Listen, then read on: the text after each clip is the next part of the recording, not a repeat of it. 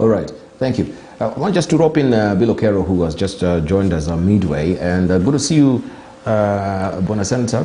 Maybe just to rope you in, we are of course discussing about the BBI, the big days today. This will be a sink or swim for BBI.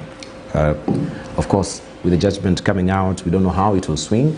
And also there's a very interesting editorial cartoon today that depicts that. We have the gavel there, which is the judge and the Supreme Court there, and we have the graveyard, if you can see. BBI, born once, died twice, resurrected? That is a probing question. Will it be resurrected? And Bonakero, just from your own assessment, how do you think that will swing today? This is purely speculative, of course. Good morning. Thank you, Debal. The BBI, I think I am one of the very, very strong opponents of that bill, having been involved in the making of the 2010 Constitution for a long time.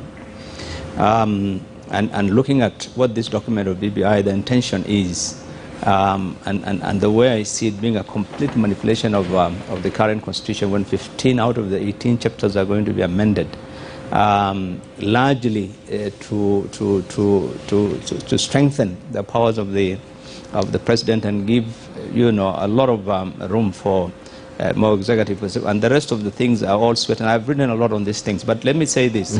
I think, in my view, what ails this country is not our constitution. What ails this country is poor leadership and lack of good governance. All the issues my colleagues have just raised are all issues that point to lack of good governance. We have misplaced priorities. We have institutions that are there legally, independent, that ought to perform their functions and would have benefited this nation, would have benefited the economy, would have benefited the ordinary citizens, but are not allowed to work. Where political patronage is still entrenched. And unfortunately, in my view, the BBI will actually take us back, because some of those gains that we have seen in the Constitution will be eroded because of some of the provisions that have been provided in. But again, in my view, today,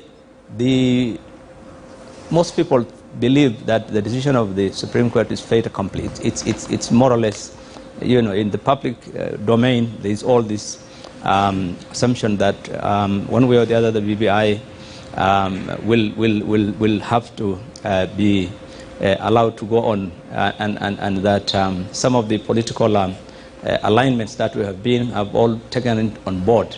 The assumption that there will be a ruling that will allow some referendum, with the election, and I think if that happens, frankly, for political purposes, yes, political expediency, it's fine. But I think for the nation, really, that has come so far, for a constitution that has been embraced as being one of the most progressive in the region, and some of the, so it's not going to be a good thing. But having said that, again, I want to emphasize that really in this country what we need more than anything else is good leadership at the end of the day, whether BBI is passed later or not. I think without good leadership, we will continue having the challenges that we have, which are now very more profound, and which today, if you walk into the streets, and the media has done that many times, and ask Kenyans about their situation, about their living standards, about the cost of living, about the economy, about all the challenges that they have, school fees, everything. It's challenge upon challenge, and people are getting more desperate. Life is becoming more difficult, but the attention of the executive, of the government, is more or less not placed there. It's always on other priorities, which in my view are misplaced. For me, those are the challenges. All right. Thank you very much. And of course, we leave it at that to see what the judgment will be today. I just wanted to draw your attention also in the Star, what they've drawn today. This is Celeste as well, on page 2 of the Star. This is